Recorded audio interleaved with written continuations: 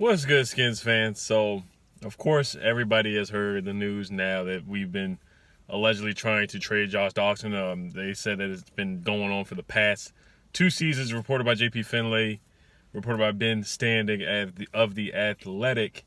Those are the sources that I've heard it from, that we've been trying to trade Josh Docston since his rookie year or after his rookie year. So, everybody knows how I feel about Josh Docston. I think Josh Docston personally he's trash. He was trash to me while he was here with the Washington Redskins, and he still might make the team. You never know. We don't know yet. August 31st is the cutoff date for making the team.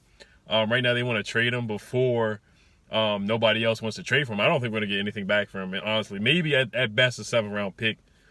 They said they're hoping for a 5th, 6th, or 7th-round pick in return for Josh Docston.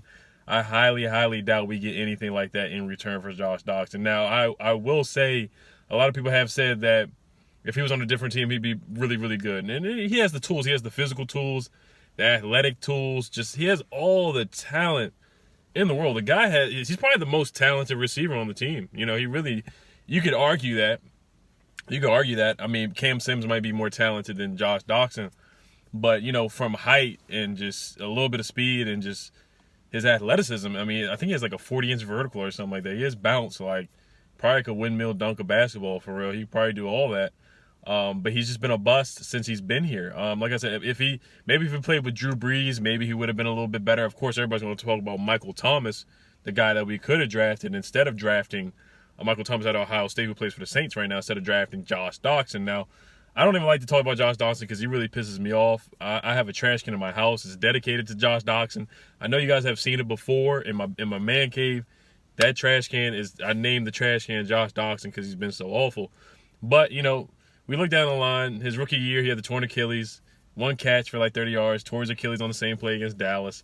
Second year, had Kirk Cousins as quarterback. Kirk really wasn't that bad. Kirk tried to get Josh the football. I saw it. He was trying to get Josh the football, but I feel like during the season, he just lost trust in Josh. He dropped the big pass against the Chiefs. He dropped a couple passes here and there. Couldn't really create separation at all. And granted, that was basically his rookie year because his rookie season he only played 1 game because of the injury. That year we had Pierre and Deshaun. Then Pierre and Deshaun left in free agency, and he was basically our wide receiver number 1 because Ryan Grant dang sure wasn't our wide receiver number 1, and Jamison Crowder basically had the best season out of all 3 of those guys. Chris Thompson was basically our best receiver, even though he was a running back out of everybody. Crowder did a good job that year, but Josh I'll say a couple good things. Josh had a big catch against the Seahawks. He had a big catch against the Raiders. He had a big catch against there was another game where he had a big catch where it was a crucial play. I remember the Seahawks catch. That was a big catch. That was a huge catch. And a nice catch against the Raiders. He had some good plays where he flashed and showed where he could have been good, but he just never took that leap. He never took that leap, man. He has not had one 100-yard game in Washington. Not 0 100-yard games. 0. I don't think he had a game over having more than 5 catches in a game. I don't think he did. I think he had like 500 yards both full seasons that he played. So it's very, very, very underwhelming for Josh Docston. And he was our 1st-round pick, the 22nd pick of the draft. I mean, it was ridiculous. And I don't dislike Scott McCloughan. I like some of the things that he did with the team. I think the way Snyder and Bruce Allen threw him out of town was kind of wrong, in my opinion. But that was just a bad pick. That year was bad. I mean, I think he drafted Sua Cravens the same year. He's gone. All the guys he drafted are not here. It's ridiculous. It's just terrible. But Docston's been a bust, man. He's been a bust. It's time for him to go, in my opinion. I wouldn't mind if they did keep him. I wanted us to keep 7 receivers because there's no way you cut Robert Davis. The Redskins are silly if they cut Robert Davis. Even for special teams, he's done well on special teams. He's another deep threat. He runs like a 4.4, 4.3 40. He's tall. He's about 6'3", 6'4", something like that. He's tall. He's the prototype receiver. You got Cam Sims. You got Harmon. You got even the one guy, Steven Sims. Steven Sims is decent. And Darvin Kinsey, I said some things about Kinsey. Kinsey actually played a little well during the preseason. Other than the fumble and the drop he had, he did all right here and there. He has some potential if Trey Quinn does get injured, knock on wood. Steven Sims is pretty fast too. But Josh Docston, man, he's been a bust so far. He's really been a bust. And then I was reading something. This was during the summertime when we decline his 5th-year option. And he went on the record and said, "Oh, I'm not the first guy and the last guy. I think I'm going to be hitting free agency this year. I think I'm not coming back Or he didn't say, I don't think I'm coming back. Basically, it summed it up, said that he thinks he's not coming back. He knows that he's not coming back to the Washington Redskins. The Redskins do not want him back. You don't say that to the media. That's just something you just don't say. That when you say things like that, that means you want to be traded or you just don't want to be here anymore. And we just don't have time for that. We don't have time for guys that don't want to be here. We already have enough injuries, stuff like that. We don't have room for keeping guys that just don't want to be here anymore. It's just time to move on. It's been a bear marriage. That's what scares me about trading Trent for only a first-round pick, because you never know what happens with that first-round pick. That first-round pick can be a bust, just like Josh Docston. It can be a bust like Josh Docston or Dallas Cowboys Morris Claiborne. It can just be a bust like that. It can be somebody terrible for real. So that's what scares me about trading Trent for a first-round pick. I want to get more than just a first-round pick if we can. I want to get a first-round pick and a player in return for Josh Docston if we can do that. What else I wanted to say? I wanted to talk about Jordan Reed. They did say, Jay Gruden in his press conference yesterday did say that Jordan Reed should be available for week 1. That's great. Awesome news. You know, we had a scare because he's had 6 concussions in his career. Then, of course, you hear the news about Andrew Luck retiring, and then Rob Gronkowski. Gronk just retired last year. He had an article today talking about how football has really hurt his body. He was, mentally not there and just not happy about the game, all the injuries that he suffered in his career. Gronk, I can't remember how old Gronk is right now. I think he's like 30. He's really not that old. He might come back to football, but, people are like, oh, Jordan Reed needs to retire. He needs to retire this, here, and that, And like I said, I would have respected his decision if he did decide to retire. I wouldn't be mad at Jordan Reed because he's had injury year after year after year.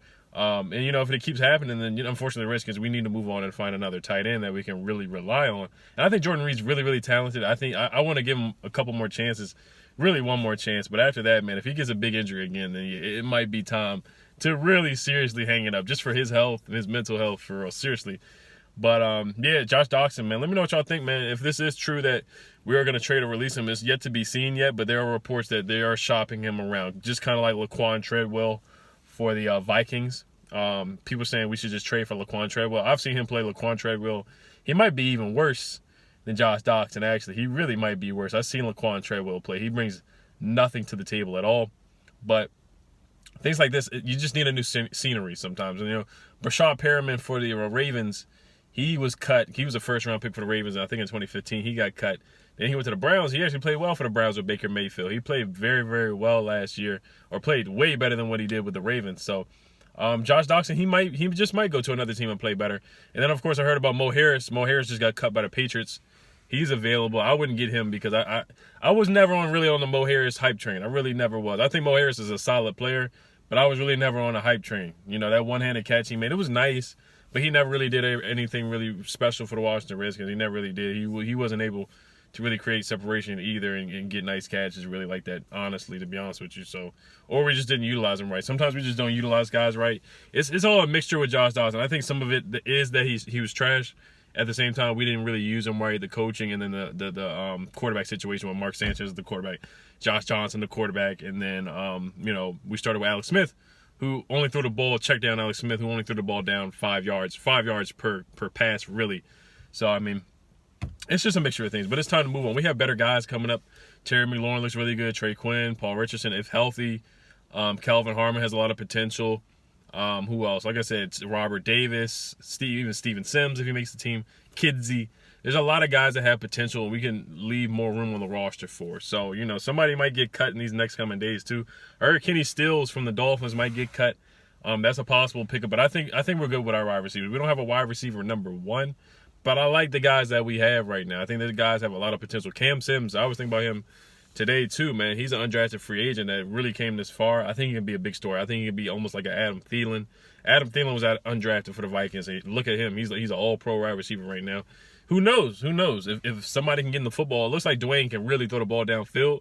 So next year, or later on this season, I think they can have a really good connection.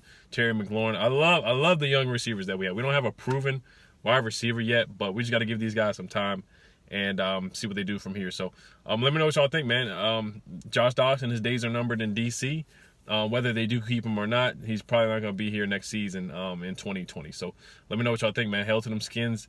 Hell to the Wizards. All right, y'all. Peace.